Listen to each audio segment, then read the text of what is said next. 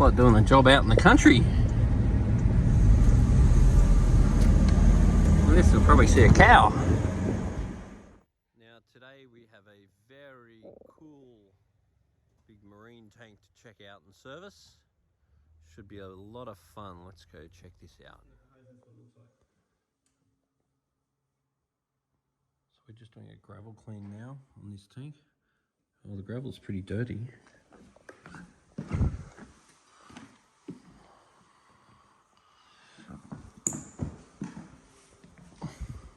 Is it normally this dirty, this tank? Not that dirty. It hasn't been gravel clean for 6 weeks. Yeah, but it's pretty bad for 6 weeks. Look at that shit coming out of that. Can you go to a whole new spot you haven't been to? Yeah, this is the new spot. Oh, that's pretty dirty. That's pretty bad. I mean, the fish don't look super fat.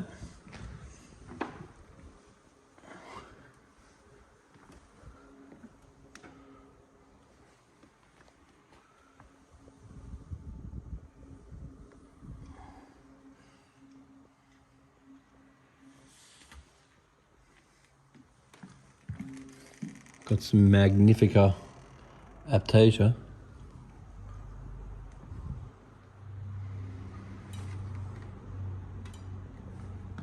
So to get this tank back on track, it really needs weekly water changes and weekly gravel cleans. Because what I've found is there was a whole lot of crap in the gravel, which can potentially be because the auto feeder was feeding a couple of times a day too much food. And I don't know if the fish were getting fed as well as that, but with too much nutrient going in the water, it's not going to be our friend. So weekly water changes until we get it under control. So here is the sump for that large aquarium. So the water comes in through here. We've got some poly filter. We've got a large skimmer with a auto clean top. Got some filter wool, got some marine pure and some rubble, got a reactor, dosing pump, drain, heaters. So I'm going to test up the water now and see where we're at, because the filter was actually off for a couple of days. If you're going to have these reactors in your aquarium, it's really important that you know when the media needs replacing, because these reactors will typically have activated carbon or even ferric iron products in here, and any of these absorptive medias or resins have a shelf life. And what you don't want to do is just forget all about what's inside here, particularly with carbon and stuff, because you can put it in there because you want it to do a job, and then after a while it's either going to do nothing once it's expired, or it may actually start releasing what it's collected back into the water again. So you want to know when the media needs replacing and make sure it is replaced. For a lot of the products like ferric iron and so forth, it's going to be governed by your phosphate levels. But once again, understanding the media that's in the filter and replacing it as it needs to be replaced is the key to making sure that you have an effective, not something that's going to be actually a disadvantage, particularly if it clogs up with sediment. Now that's where our dosing system is. And then the dosing system dispatches calcium, KH, and NOPOX, organic carbon, into the water through there. So as I test the levels, I can alter the dosing pump. It's got the BIS pump on it. That is a very fancy ass pump, and it's got a big UV on it.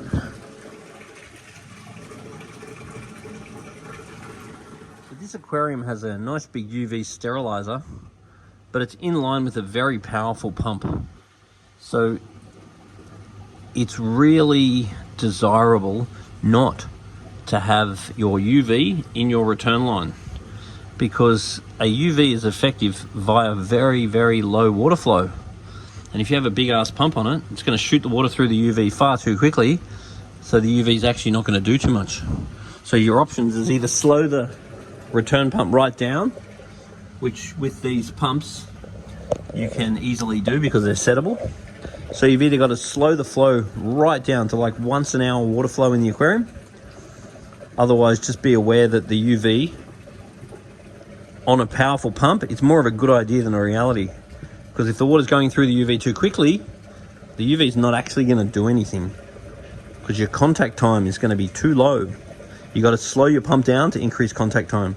So not putting your UV on your return pipe is a better idea where possible, which is easy to say now. Now this is a very well established aquarium and the corals have been dying. Now I've just tested the water and found ammonia in the water, which is a major problem. Anytime that you do a test that you're surprised by the result, it's really important you retest. So I'm just doing another test now, and I'll just find out if there actually is a lot of ammonia in the water. So this tank hasn't been serviced for a little while, but the pH is about 8.4, so I'm happy with the pH. The KH is about 6, so a tad on the low side. I'd rather it be 8, not a major problem. And then the ammonia, I've done 2 tests so far, and there appears to be a little bit of ammonia.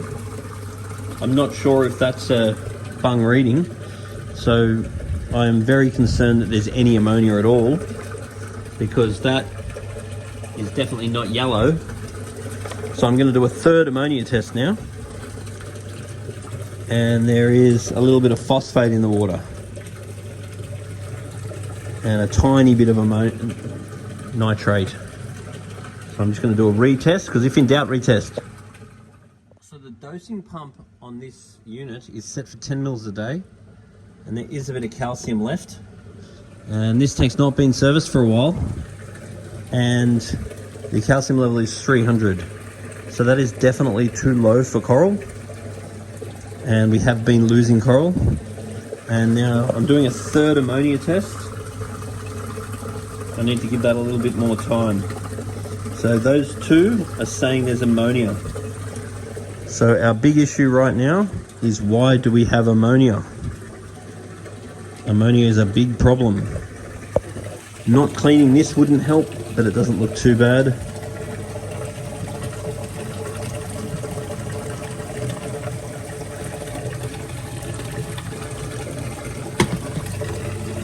Skimmer doesn't look too bad. We'll give it a clean.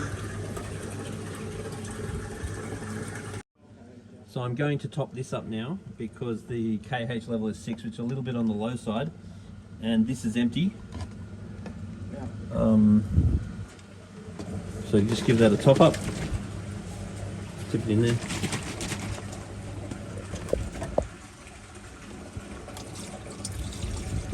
So if you've got a dosing pump, it's really important that you keep the product dosed.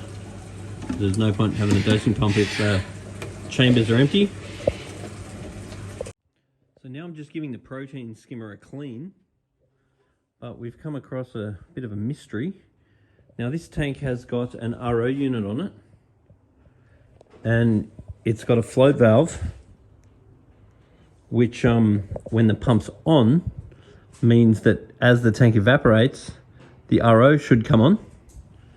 That should come on, and it should top the tank up, which means the salinity should stay pretty stable. But I just checked the salinity twice, and I got 0.018, and that would explain why the fish are looking very healthy and happy, but the corals are dying and the calcium level's low. So we have a mystery on our hands. Why is there ammonia, and why is there low salt? So now I'm just giving the poly filter a bit of a washout.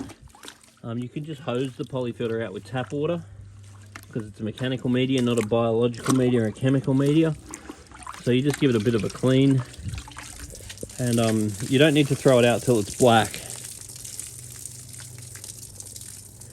And so don't be afraid to give it a clean, get all the crap off it, give it a bit more life. So I've cleaned the skimmer, I've cleaned the poly filter, and I've replaced the filter wool. It's good to use good quality filter wool. There's a big difference in the quality between some filter wools and others. And so that'll get nice and dirty. Pull all the crap out.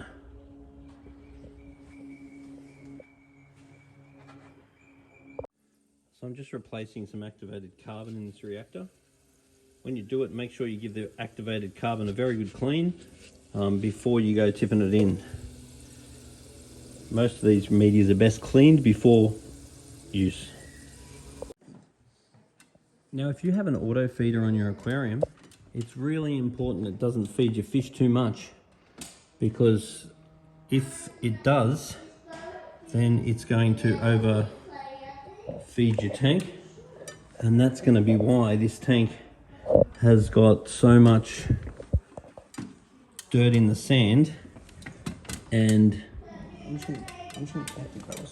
ammonia.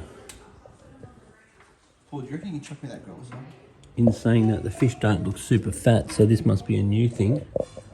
But setting your auto feeder, so these things here can be your best friend, is set properly. But if they are overfeeding, they can be your worst enemy. So feeding yourself is always a safer option. So that's feeding twice a day.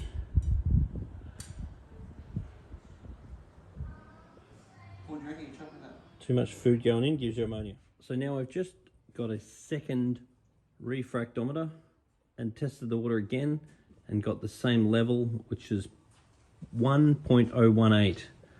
So this tank is currently running too low to grow coral. Fine for the fish.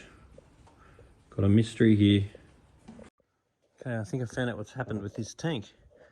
So these skimmers are great for auto cleaning, but what's happening with this skimmer is it's auto cleaning and then sending the water down into the drain, which, as far as the skimmer is concerned, is a great idea. But if you're not touching your aquarium, and if it is over skimming or skimming too effectively, then what happens is the salt keeps going down into the drain because it's skimming out all the crap. And if you're looking after your aquarium regularly, this method of wet skimming is very good. But because we haven't been here for about 6 weeks due to COVID lockdowns and stuff, what's been happening is this has been skimming water out, and because there's an auto top-up on it, the auto top-up has been topping up. So the salty water is going out, the fresh water is coming in, and bingo, the tank's slowly becoming a freshwater tank, and at currently 1.018 is totally fine for the fish, and that's why the fish are all swimming around fine, and the corals are dying because the corals can't handle the fresh water. So that's the risk. So either don't have one of these and just clean your skimmer or check it more regularly, or if you are going to have this and you have this wet skimming arrangement, you got to be aware of salt level, because if the salt level falls, you're going to lose your coral. So this tank has got a super low calcium level, that's 300, and the reason why the calcium level has gone down so much is because of the wet skimming. So the wet skimmer has been skimming away, skimming it down to the drain. That's been diluting the calcium level and the salt level, and then that's been turning the top-up system on, which has been flushing the tank with fresh water, which is why our calcium level is down and we have been losing our corals. Now this is a very big tank and its salt level is very low, so what I'm going to have to do is chuck a little bit of salt in here. Normally you don't really want to put salt straight into a sump, but because this is such a large aquarium, it doesn't really make any difference. So it'll just dissolve in and raise the salt level up, and that will need checking and resalting as need be to slowly raise the salinity. Now, because this tank's had a bit of a freshwater flush, the KH level is quite low, and there was no supplement left in the top up, which has now been topped up. But I'm just going to add a little bit of carbonate in there just to give the KH a bit of a boost, and pray for the coral that are left. Now, due to the freshwater flush, the corals in this tank aren't doing very well. So there's a bit of a iodine product here, just a tiny little bit left. I'm just going to whack that in. Whack that in with hopes and dreams, because iodine helps to increase the immune system of the corals, which these corals are going to need all the help they can get right now.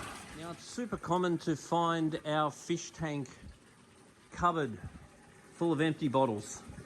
So one thing I would really recommend is keep your fish tank cupboard nice and fresh and not full of crap. So you want to just get all these in the bin and make sure that we don't confuse ourselves with what we have or what we may think we have to dose our tanks with.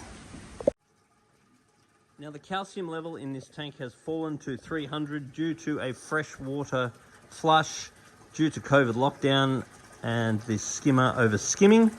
So I've got a little bit of calcium left here. I'm just going to give that a... That's going to need regular checking, because we've got to slowly get that calcium level back up. Otherwise we'll keep losing coral. Now, due to the overfeeding of this tank, because of the setting of the auto feeder, there is some ammonia in this water. So I'm going to add some fraction, and that's going to help to detoxify the ammonia temporarily. But this needs to be checked regularly. We've got to get this ammonia to 0 urgently. So we've replaced a bit of carbon in the reactor. We have given the biomedia a bit of a shuffle. We've replaced the polyfilter, the filter wall. We've replaced cleaned the polyfilter. We have given the skimmer a clean and about to turn that on. We've done a water change, a gravel clean, water tests, and topped it back up with salt water. And now we fill our life with hopes and dreams, waiting for everything to come good, because when you fix a problem, it takes weeks for the immune system of the animals to regain until the problem is actually solved. Now, a saltwater tank needs a chiller, and that is a great place for a chiller. Out of sight, out of mind, but don't forget to clean the vents. So see right there is an air vent. You pull that off and give it a clean a few times a year. If you have a UV, don't forget to replace the tube yearly of use. I really encourage only using auto feeders when you need them, like when you're away on holidays, and have the setting as minimal as possible, because they're just another thing that can fail. I really like to feed the fish myself, and the rule that I'll use is feed the fish what they eat in 30 seconds, so there's not one speck left after 30 seconds. And feeding good quality foods like probiotics by Danichi, probiotics and Danichi.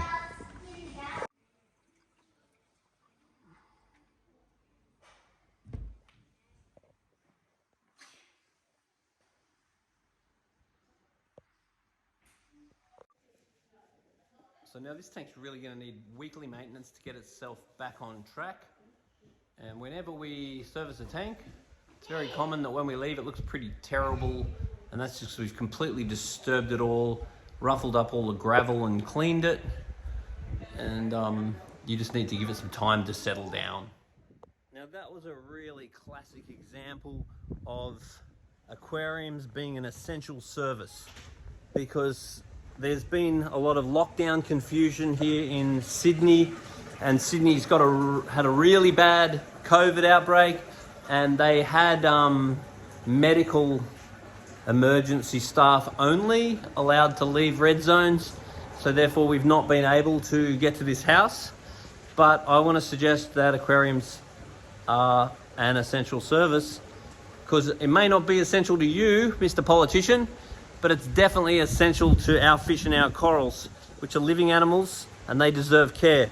So if we can't get here to care for your corals, and your corals die because of these stupid rules from this stupid virus, then in cases like this, we've lost a bunch of corals, which was completely avoidable. If we were able to get out here legally and we could look after this tank, these corals would not be dead. So corals, fish, have rights like us, and they deserve to be healthy and happy and get the care that they deserve. What a shame. Bloody COVID.